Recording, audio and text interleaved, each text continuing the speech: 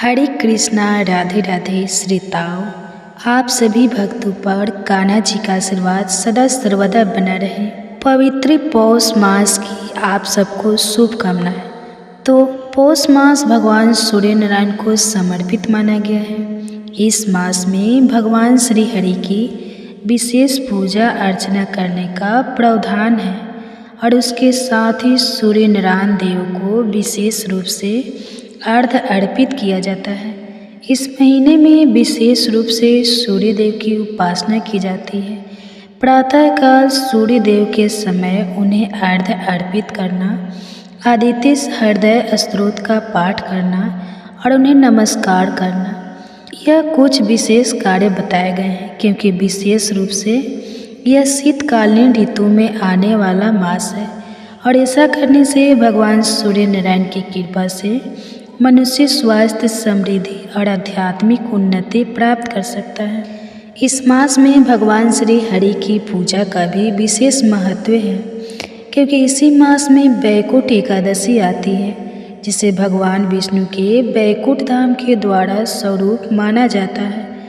जो भी मनुष्य पूर्ण श्रद्धा और भक्ति भाव से इस वैकुंठ एकादशी का पालन करता है उसके लिए भगवान के धाम वैकुंठ के द्वार खुल जाते हैं। और इसी पवित्र पौष मास में चलिए आज हम कथा का यज्ञ आरंभ करते हैं। इसके पहले के अध्याय में आपने सूर्य देव की उत्पत्ति के बारे में जाना था, तो अब हम जानेंगे संपूर्ण पौष मास में हम आपको प्रतिदिन भगवान श्री हरि से जुड़ी हुई सुंदर पौराणिक कथाएं सुनाएंगे जो कि बिल्कुल प्रमाणभूत और वैदिक शास्त्रों से ली गई होगी। तो चलिए आज के सर्वप्रथम अध्याय का आरंभ करते हैं और सुनते हैं आज की विशेष कथा। भगवान नारायण की शरण ग्रहण करते हुए आज की कथा का हम आरंभ करते हैं। शील सूत गोस्वामी ने कहा, पश्चिम समुद्र के तट पर द्वारिका नाम से एक प्रसिद्ध नगरी है। वहाँ योग शास्त्र के ज्ञाता एक ब्राह्मण देव निवास करते थे और उनका नाम था शिव शर्मा। वे वेद शास्त्रों के अच्छे विद्वान थे। उनके 5 पुत्र थे जो सभी शास्त्रों के पूर्ण ज्ञान में निपुण थे और इन पुत्रों के नाम इस प्रकार थे: यज्ञ शर्मा, वेद शर्मा, धर्म शर्मा, विष्णु शर्मा और सोम शर्मा। यह सभी 5 भाई पिता के भी भक्त थे। ब्राह्मण श्रेष्ठ शिव शर्मा ने उनकी भक्ति को देखकर सोचा, प्रीत भक्त पुरुषों के हृदय में जो भाव होना चाहिए वह मेरे इन पुत्रों के हृदय में है या नहीं। इस बात को बुद्धिपूर्वक परीक्षण करने के बाद ही मैं जानने का प्रयास करूँगा। अब ब्राह्मण शिव शर्मा वेदों में पारंगत थे, ब्रह्मवेत्ताओं में श्रेष्ठ थे। उन्हें उपाय का ज्ञान भी था, इसलिए उन्होंने अपनी माया द्वारा अपने पुत्रों के सामने एक घटना उपस्थित की। पुत्रों ने देखा कि उनकी माता महान ज्वर रोग से पीड़ित होकर मृत्यु को प्राप्त हो गई है और तब वे सभी अपने पिता के पास आए और उन्होंने कहा, हे तात, हमारी माता अपने शरीर का त्याग करके चली गई है। अब उसके विषय में आप हमें क्या आज्ञा देते हैं? तब द्विज श्रेष्ठ शिव शर्मा ने अपने भक्ति प्रायण ज्येष्ठ पुत्र यज्ञ शर्मा को संबोधित करते हुए कहा, हे पुत्र, इस तीखे हथियार से अपनी माता के सारे अंगों को टुकड़े टुकड़े करके इधर उधर फेंक दो। पुत्र ने पिता की आज्ञा के अनुसार ही कार्य किया। पिता ने भी यह बात सुनी और इससे उन्हें उस पुत्र की भक्ति से विषय में पूर्ण निश्चय हो गया। अब उन्होंने दूसरे पुत्र की प्रीत भक्ति की परीक्षा की और वेद शर्मा के पास जाकर कहने लगा, हे पुत्र, मैं स्त्री के बिना नहीं रह सकता। तुम मेरी आज्ञा मानकर जाओ और समस्त सौभाग्य और संपत्ति से युक्त जो भी स्त्री मैंने देखी है उसे मेरे लिए यहाँ बुला लो। तब पिता के कहने पर वेद शर्मा ने कहा, हे पिताश्री, मैं आपका प्रिय कार्य अवश्य करूँगा। इतना कहकर वह पिता को प्रणाम करके चला गया और उस स्त्री के पास पहुंचकर कहने लगा, हे देवी, मेरे पिता आपके लिए प्रार्थना करते हैं। यद्यपि वे वृद्ध है तथापि तुम मेरे अनुरोध से उन पर कृपा करके उनके अनुकूल हो जाओ। वेद शर्मा की ऐसी बात सुनकर माया से प्रकट हुए उस स्त्री ने कहा, हे ब्राह्मण, तुम्हारे पिता बुढ़ापे से कष्ट पा रहे हैं, इसलिए मैं कदापि उन्हें पति बनाना नहीं चाहती। उन्हें खांसी का रोग है, उन्हें मुंह में कफ भरा रहता है और उस समय दूसरी बीमारियां भी आ गई हैं, इसलिए मुझे उनका सगागम नहीं चाहिए। मैं तो तुम्हारे साथ रहना चाहता हूँ, तुम्हारा प्रिय कार्य कर सकती हूँ। तुम दिव्य लक्षणों से संपन्न, दिव्य रूपधारी और तेजस्वी हो। मैं तुम्ही को पाना चाहता हूँ।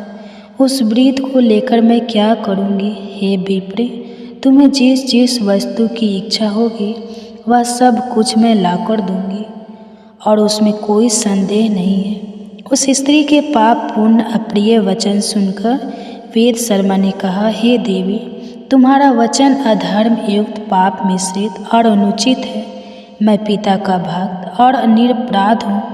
मेरे सामने ऐसी बातें मत करो। मैं पिता के लिए ही आया हूँ और उन्हीं के लिए तुमसे प्रार्थना करता हूँ। इसके विपरीत दूसरी कोई बात मत कहना। मेरे पिता को ही स्वीकार करो। इसके लिए तुम चराचर प्राणियों सहित त्रिलोकी की जो भी वस्तु मांगोगी वो मैं तुम्हें प्रदान करूँगा। तब उस स्त्री ने कहा, यदि तुम अपने पिता के लिए इस प्रकार दान देने में समर्थ हो तो मुझे इंद्र सहित संपूर्ण देवताओं का अभी दर्शन करवाओ। यह सुनकर वेद शर्मा ने कहा, देवी, मेरा बल, मेरी तपस्या का प्रभाव देखो। मेरा आवाहन करने पर ये इंद्र आदि श्रेष्ठ देवता यहाँ आ पहुँचे और तब सभी देवता वहाँ पर प्रकट हो गए।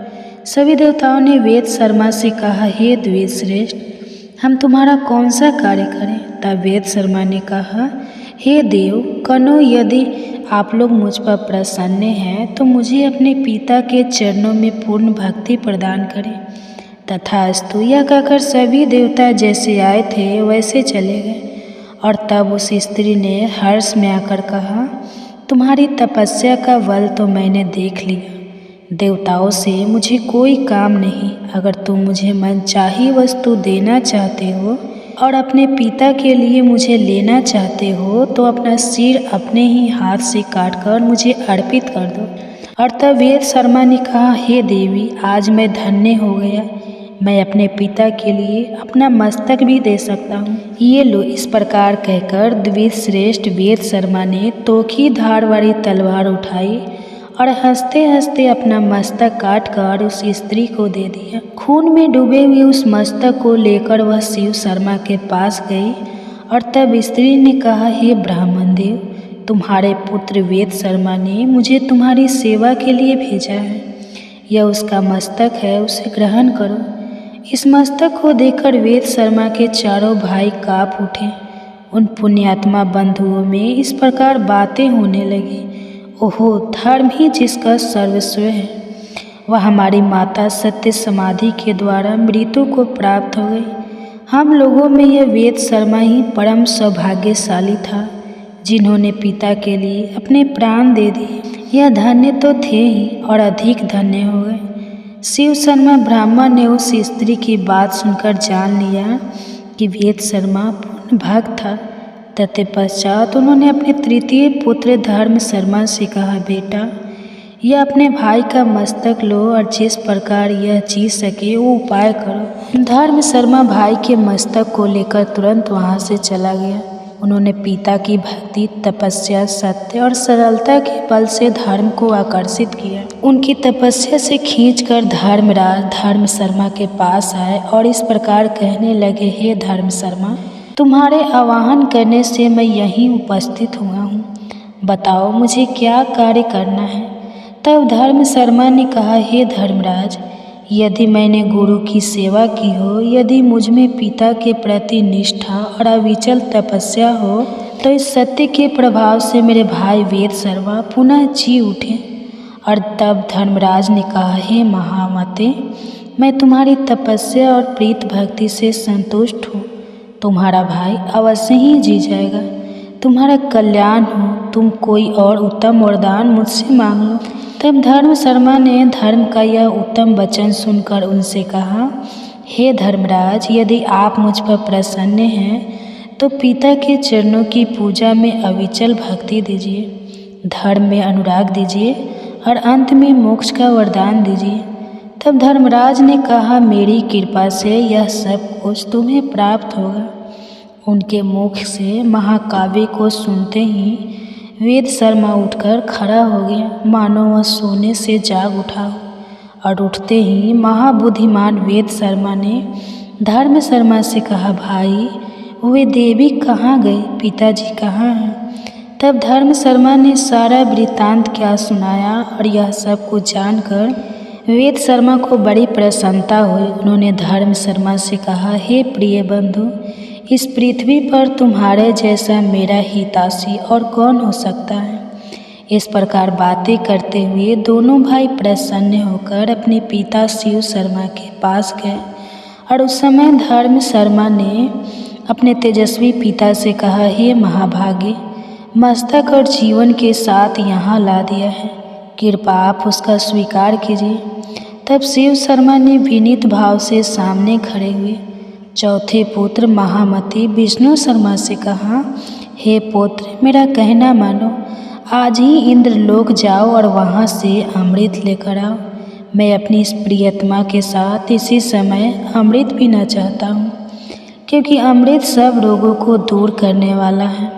अपने पिता के यह वचन सुनकर विष्णु शर्मा ने कहा, पिताजी, मैं आपके कथन अनुसार समस्त कार्य करूँगा। इतना कहकर पिता को प्रणाम करके उनकी प्रदक्षिणा करके अपने महान बल, तपस्या और नियम के प्रभाव से आकाश मार्ग द्वारा उसने इंद्रलोक की यात्रा की। अंतरिक्ष मार्ग से जब वे आकाश के अंदर घुसे तब देवराज इंद्र ने उन्हें देखा और उनका उद्देश्य जानकर उसमें विघ्न डालना आरंभ कर दिया। उन्होंने मेनका से कहा, हे सुंदरी, मेरी आज्ञा से शीघ्रतापूर्वक जाओ और विप्र विष्णु शर्मा के कार्य में बाधा उत्पन्न करो। देवराज की आज्ञा पाकर मेनका तुरंत उतावली बनकर वहाँ चली गई। उसका रूप सुंदर था, हर प्रकार के आभूषणों से युक्त थी। नंदनवन के अंदर जाकर वह झूले में बैठ गई और सुंदर स्वर से गीत गाने लगी। उसका संगीत वीणा के स्वर के समान था। विष्णु शर्मा ने उसे देखा और उसके मनोभाव को समझ लिया।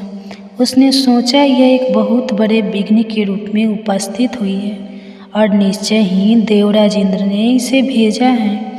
यह मेरी भलाई नहीं कर सकती। यह विचार करके वे शीघ्रतापूर्वक आगे बढ़ने लगा और उसे जाते हुए देखकर मेनका ने कहा, हे महामती, कहाँ जा रहे हो? तब विष्णु शर्मा ने कहा, मैं अपने पिता के कार्य से इंद्रलोक में जा रहा हूँ। तब मेनका ने पूछा, मैं कामदेव के वाणों से घायल होकर इस समय तुम्हारी शरण में आई हूँ। अगर धर्म का पालन करना चाहते हो तो मेरी रक्षा करो। तब विष्णु शर्मा ने कहा, हे मुखी, मुझे देवराज का सारा चरित्र पता है। तुम्हारे मन में क्या है यह भी मुझसे अनभिज्ञ नहीं है। तुम्हारे तेज और रूप से विश्वामित्र आदि दूसरे लोग ही मोहित होते हैं। मैं शिव शर्मा ब्राह्मण का पुत्र हूँ। मुझ पर तुम्हारा जादू नहीं चलने वाला। मैं योग सिद्धि को प्राप्त हूँ, तपस्या से सिद्ध हो चुका हूँ। काम आदि बड़े बड़े दोषों को मैंने पहले ही जीत लिया है। इसलिए तुम किसी दूसरे पुरुष का आश्रय ग्रहण करो। मैं इंद्रलोक में जा रहा हूँ। इतना कहकर द्विश्रेष्ठ विष्णु शर्मा वहाँ से चले गए। मेनका का प्रयास निसफल हुआ और देवराज से पूछने पर उसने सब कुछ बता दिया। उसके बाद भी देवराज इंद्र ने उसके मार्ग में अनेक विघ्न उत्पन्न किए, लेकिन महायशस्वी ब्राह्मण ने अपने तेज द्वारा उन सभी विघ्नों का नाश कर दिया। देवराज इंद्र द्वारा उत्पन्न किए गए इन सभी विघ्नों को देखकर उस विप्र वर्ग के मन में अत्यंत क्रोध आया और फिर उन्होंने एक श्राप देने के विषय में सोचा। उन्होंने सोचा, मैं इंद्रलोक से इंद्र को गिरा दूंगा और देवताओं की रक्षा के लिए दूसरा इंद्र बनाऊंगा।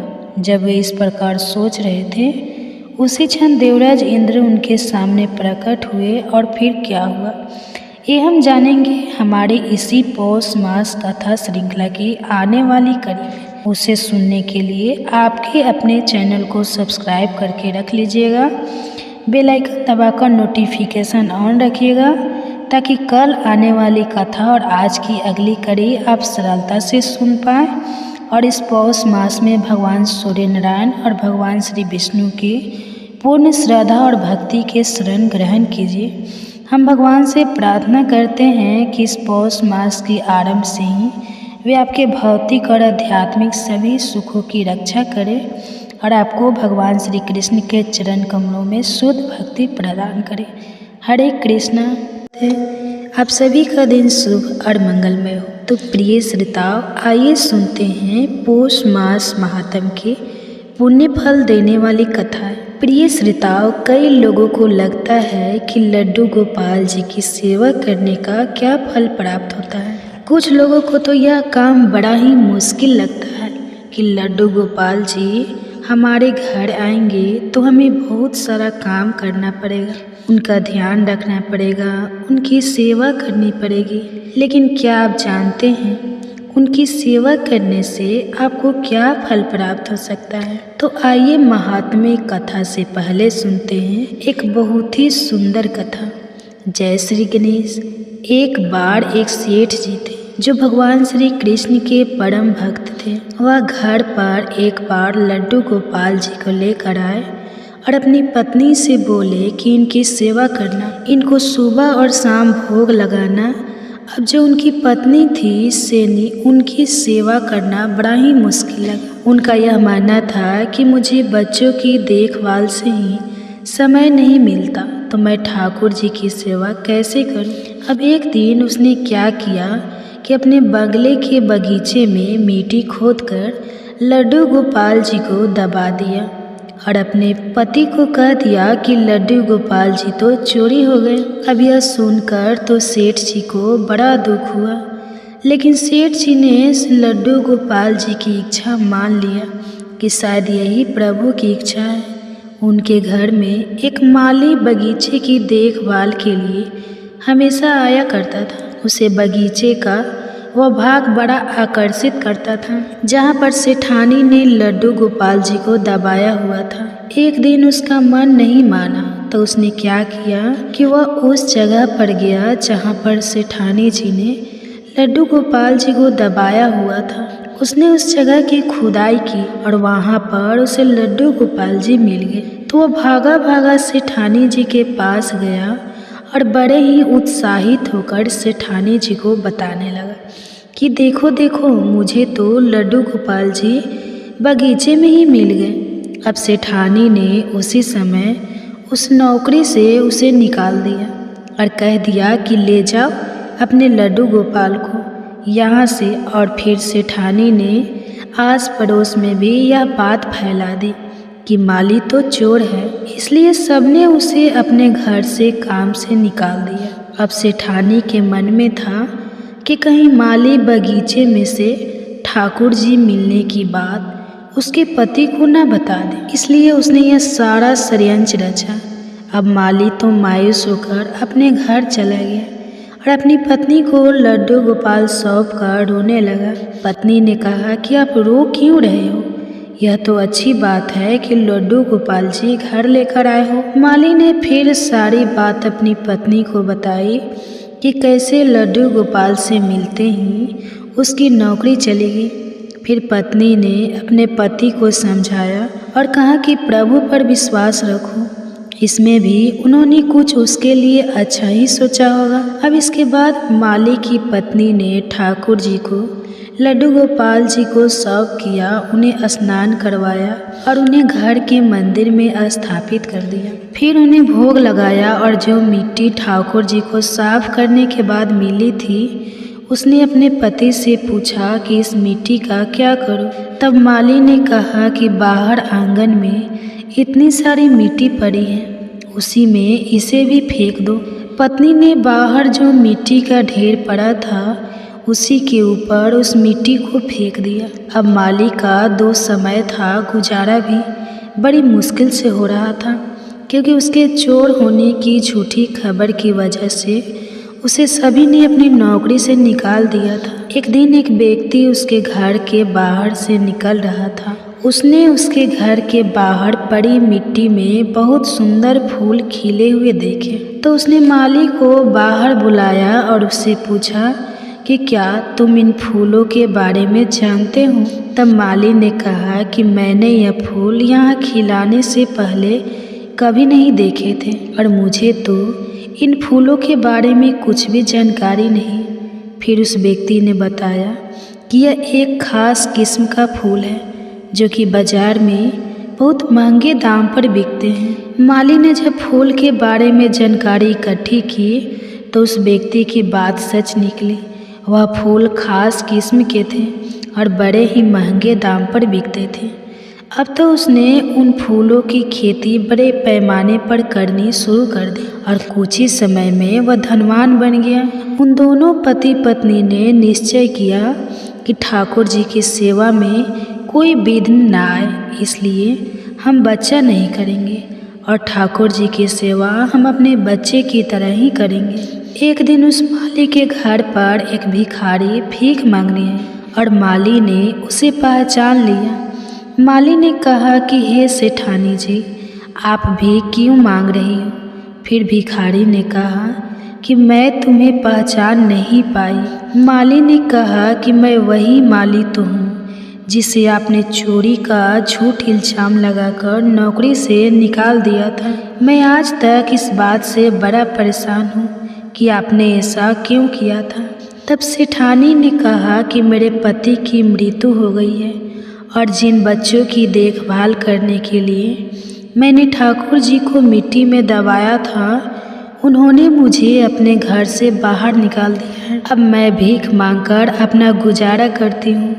मैंने तुम पर झूठा इल्ज़ाम इसलिए लगाया था कि कहीं बगीचे में से लड्डू गोपाल निकालने की बात तुम मेरे पति को बता न दो। तब माली ने कहा कि अब आप परेशान ना हो, आपकी सेवा मैं करूँगी, क्योंकि कारण चाहे जो भी हो, लेकिन आपकी वजह से ही मुझे लड्डू गोपाल जी मिले और उन्होंने मेरा जीवन ही बदल दिया। जय श्री कृष्णा। हे प्रिय भक्तों, लड्डू गोपाल की सेवा कोई साधारण सेवा नहीं है, यह अद्भुत है और इसका कितना फल मिलता है, क्या फल मिलता है, यह तो जो ठाकुर जी की सेवा करते हैं वही बता सकते हैं। ठाकुर जी की सेवा में जो आनंद है, जो सुकून है, जो शांति है, जो खुशी मिलती है, वह दुनिया की किसी भी चीज़ में नहीं है। हरे कृष्णा। तो हे प्रिय श्रोताओं, यह थी आज की कहानी। उम्मीद करती हूँ आप सभी को यह अच्छी लगी होगी। तो आइए आप सुनते हैं पौष मास महात्म्य का श्री